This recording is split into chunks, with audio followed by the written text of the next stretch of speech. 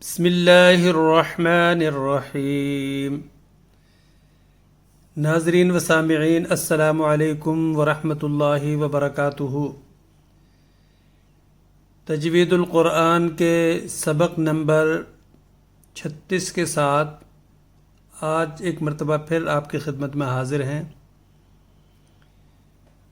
اب تک آپ کو مختلف قواعد بتائے گئے ہیں تجوید کے، چونکہ قواعد تو بہت سارے ہیں تجوید کے، لیکن سارے قواعد بتانا مشکل ہے۔ مشکل بھی نہیں، بلکہ یہ ہے کہ اس کا فائدہ نہیں ہوگا، اس لیے کہ ابتدائی قواعد ہر آدمی کو پتہ ہونا چاہیے۔ تو ابتدائی قواعد ہی جو ضروری ہیں وہ آپ کو بتائے گئے ہیں، ورنہ ایک ایک قاعدے کے اور آگے پھر ذیلی جو ہے نا وہ قاعدے ہیں، لیکن ان کے بارے میں بتانا مشکل ہے۔ تو لہٰذا آج تک جو قواعد بتائے گئے ہیں ان کا آج خلاصہ یا جسٹ آپ سمجھ لیں کہ وہ بتایا جا رہا ہے کہ اب تک کیا باتیں آپ کو بتائی گئی ہیں، اس لیے کہ جن دوستوں نے ابھی تک تجوید القرآن کے سبق نہیں دیکھے، سارے سبق نہیں دیکھے، آج ان کے لیے یہ خلاصہ بتایا جا رہا ہے تاکہ وہ اچھی طرح دیکھ لیں، اور جس قاعدے کے بارے میں وہ جاننا چاہتے ہیں وہ یوٹیوب سے ڈاؤن لوڈ کر کے اس کو دیکھ سکتے ہیں یا سن سکتے ہیں، اور یہ ڈاؤن لوڈ کر کے اپنے پاس اس کو رکھ سکتے ہیں موبائل میں یا اپنے لیپ ٹاپ یا کمپیوٹر میں۔ تو چلیے اب ہم اپنے اس سبق کی طرف چلتے ہیں۔ اعوذ باللہ من الشیطان الرجیم، بسم اللہ الرحمن الرحیم۔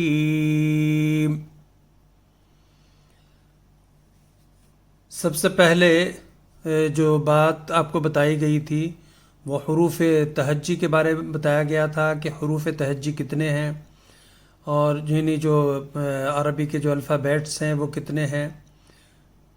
تو وہ ہیں 29 حروف، اور وہ الگ الگ آپ کو پڑھ کے سنائے گئے تھے مختلف 2-3 دنوں کے اندر، آپ کو اچھی طرح ان کی مشق کروائی گئی تھی، بتایا گیا تھا۔ اس کے بعد پھر حروف تہجی میں حروف ثانی، یعنی جو سملر حروف ہیں ایک دوسرے کے، ان کے بارے میں بتایا گیا تھا۔ دوسرے نمبر پہ جو ہمارا قاعدہ تھا وہ یہ تھا کہ حروف سملر حروف یا حروف ثانی کے بارے میں آپ کو بتایا گیا تھا کہ حروف ثانی کون سے ہیں اور ان میں کیا فرق ہے۔ یعنی مثال کے طور پہ ہا اور ہا، کیا فرق ہے دونوں میں؟ تا اور طا، دونوں میں کیا فرق ہے؟ تو اس قسم کی جو ہے نا وہ بتائی گئی تھی۔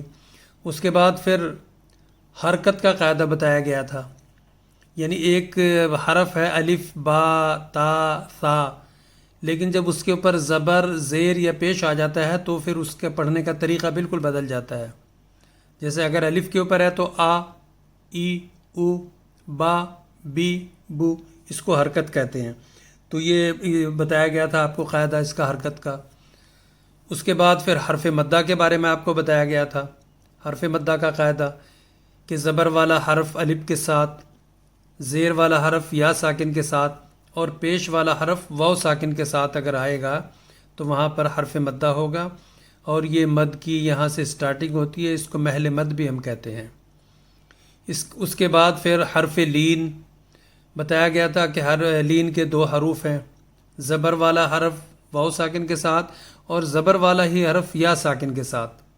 یا ساکن مطلب جزم والی یا کے ساتھ۔ تو جہاں ایسا آئے گا، یعنی زبر والا حرف یا ساکن کے ساتھ اور زبر والا ہی حرف واو ساکن کے ساتھ آئے گا تو وہاں پر لین کا قاعدہ ہوگا، اور اس کو ہم نے آدھے الف کے برابر کھینچنا ہے۔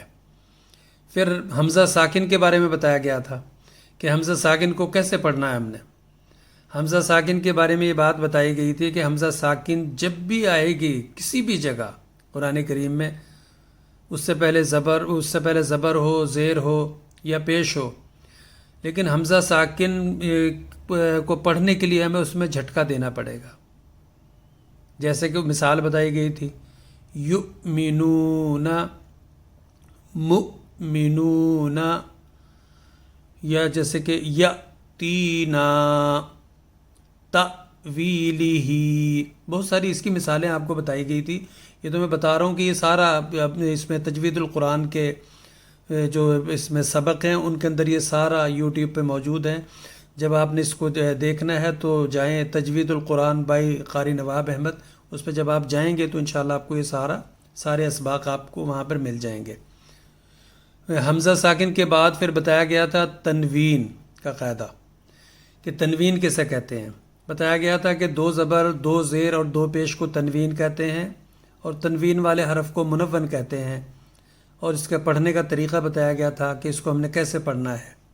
تو یہ تفصیل یہ اس پر اسباق جو گزر چکے ہیں جو یوٹیوب پہ موجود ہیں، وہاں سے آپ اس کو ڈاؤن لوڈ بھی کر سکتے ہیں اور ویسے بھی آپ اس کو سن سکتے ہیں، دیکھ سکتے ہیں. اس کے بعد پھر مدات جو ان کی مزید تفصیل بتائی گئی تھی کہ مد کی کتنی اقسام ہیں. مد کی تو بہت ساری اقسام ہیں، یعنی آپ سمجھے کہ درجن سے زیادہ مد کی اقسام ہیں، لیکن 4 اس کی تفصیل میں نے بتائی تھی آپ کو، جس میں کہ مد متصل، مد منفصل، مد عارض وقفی اور مد لازم، یہ 4 مد بتائے گئے تھے آپ کو. اور ان کی تفصیل پوری بتائی گئی ہے کہ کیسے ان کو پڑھنا ہے اور کس مد کو کتنا کھینچنا ہے، یہ بھی بتایا گیا ہے. یہ سارا قواعد میں موجود ہے. اس کے بعد پھر حرف مشدد کے بارے میں بتایا گیا تھا کہ حرف مشدد کسے کہتے ہیں. حرف مشدد تشدید والے حرف کو کہتے ہیں.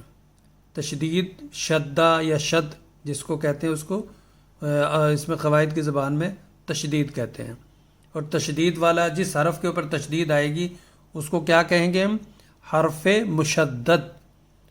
تو حرف مشدد کا قاعدہ بتایا گیا تھا کہ حرف مشدد اسے کہتے ہیں جس کے اوپر یہ تشدید آتی ہے. جو حرف مشدد ہے اس کا یہ قاعدہ ہے کہ وہ اپنے سے پہلے حرف کے ساتھ مل کر 2 بار پڑھا جاتا ہے. یعنی جیسے کہ اب با، الف با زبر اب، یا حمزہ با زبر اب، با زبر با، اب با. تو یہ یعنی با جو ہے اس کے اوپر وہ حرف مشدد ہے، وہ ڈبل ٹائم یعنی 2 ٹائمز جو ہے نا وہ پڑھا جا رہا، 2 مرتبہ پڑھا جا رہا. یہ حرف مشدد. حروف مقطعات کے بارے میں آپ کو بتایا گیا تھا کہ حروف مقطعات کو ہم نے کیسے پڑھنا ہے. میم جو یہاں مشدد ہے حروف مقطعات میں، اس کو ہم نے کیسے پڑھنا ہے.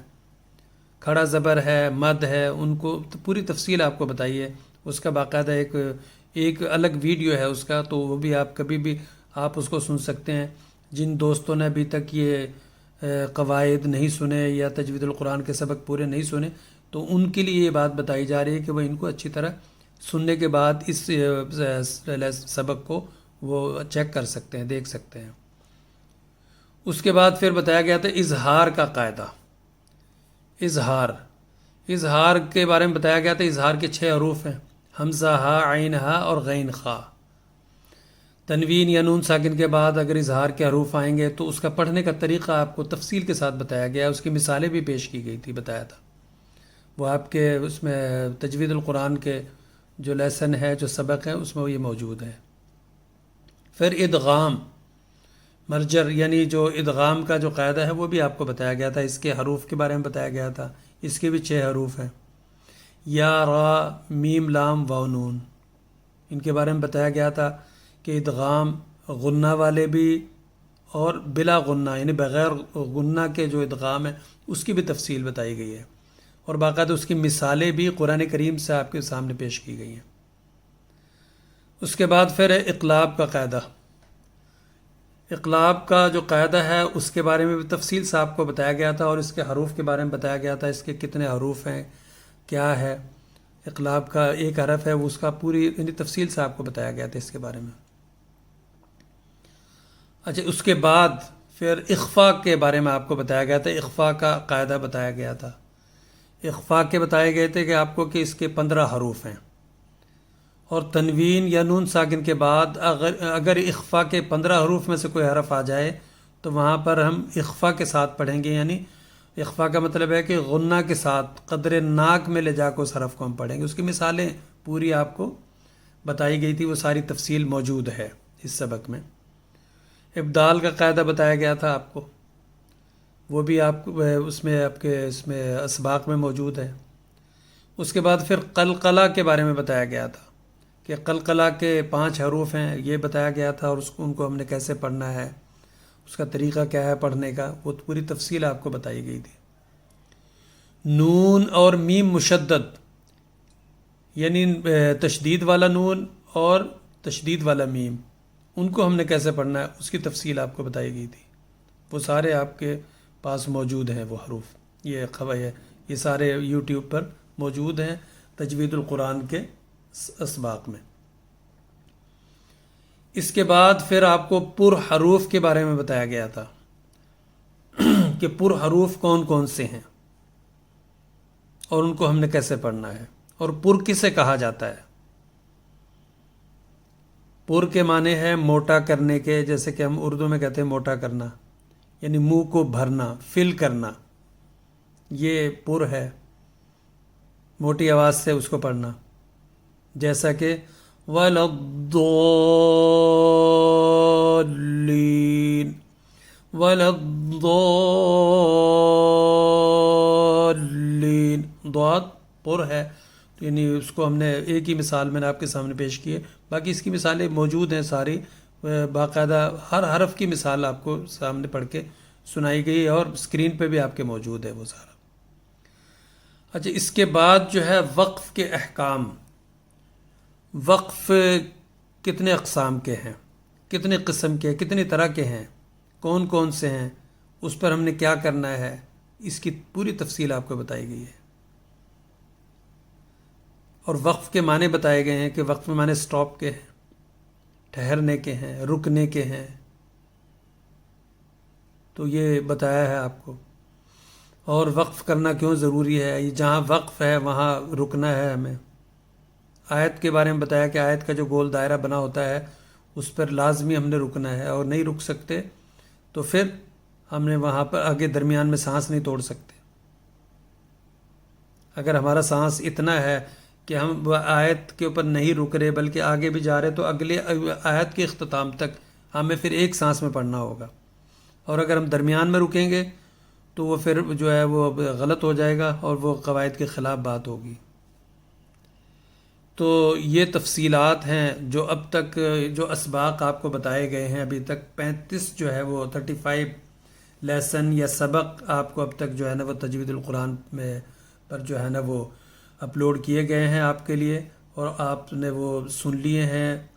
لیکن جن دوستوں نے بھی ان اسباق کو، ان لیسنز کو نہیں سنا یا انہوں نے ان کو نہیں دیکھا، ان سے استفادہ نہیں کیا، ان کے لیے آج کا جو ہے یہ جسٹ یہ پروگرام، یہ جو اپنا خلاصہ ہے یہ سبق میں، ان کے لیے آج یہ پیش کیا گیا ہے کہ اگر آپ نے یہ جو میں نے بتائے ہیں آپ کے سامنے کہ کون کون سے سبق آپ کو ابھی تک جو ہے نا وہ اپلوڈ کیے گئے ہیں، اگر آپ نے ان میں سے کوئی نہیں دیکھا تو آج آپ کو یہ بات بتائی جا رہی ہے کہ ان میں سے جو بھی سبق آپ دیکھنا چاہیں وہ دیکھ سکتے ہیں یوٹیوب پر۔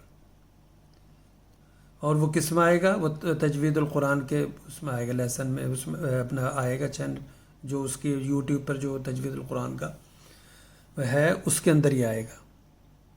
تو آپ کبھی بھی یہ دیکھنا چاہتے ہیں تو وہ دیکھ سکتے ہیں، اور اگر آپ سمجھتے ہیں کہ نیٹ کا مسئلہ ہے تو ایک مرتبہ کسی بھی موقع پر آپ جب نیٹ آپ کا اچھا چل رہا ہو تو ڈاؤن لوڈ کر لیں، پھر بعد میں آپ روزانہ اس کو سنیں، جتنی مرضی مرتبہ سنیں، وہ پھر آپ کے لیے وہ مسئلہ نہیں ہے اس کو دیکھنے کا۔ کیوں کہ اس لیے کہ اس پر پھر آپ کا کوئی نیٹ بھی خرچ نہیں ہوتا جب ایک مرتبہ ڈاؤن لوڈ ہو گیا۔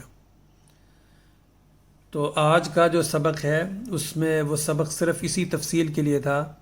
کل سے انشاءاللہ ایک پھر نئے سبق کے ساتھ دوبارہ آپ کی خدمت میں حاضر ہوں گے۔ ایک مرتبہ پھر یہی گزارش آپ کی خدمت میں کی جا رہی ہے کہ اگر آپ کو یہ سبق پسند آ رہے ہیں اور آپ ان سے استفادہ کر رہے ہیں تو یہ جو چینل، جن کا یہ چینل ہے، ان کی طرف سے یہ درخواست ہے کہ آپ سبسکرائب ضرور کریں، اور اپنے جو دوست احباب ہیں، جو عزیز و اقارب ہیں، رشتہ دار ہیں، یا آپ کے جو بھی آپ کے ساتھ ہیں، جن سے آپ کا تعلق ہے، پڑوسی ہیں، جن کو آپ بتا سکتے ہیں تو ان کو ضرور بتائیں، ان کو بھی شیئر کریں تاکہ وہ بھی ان قواعد سے استفادہ کریں۔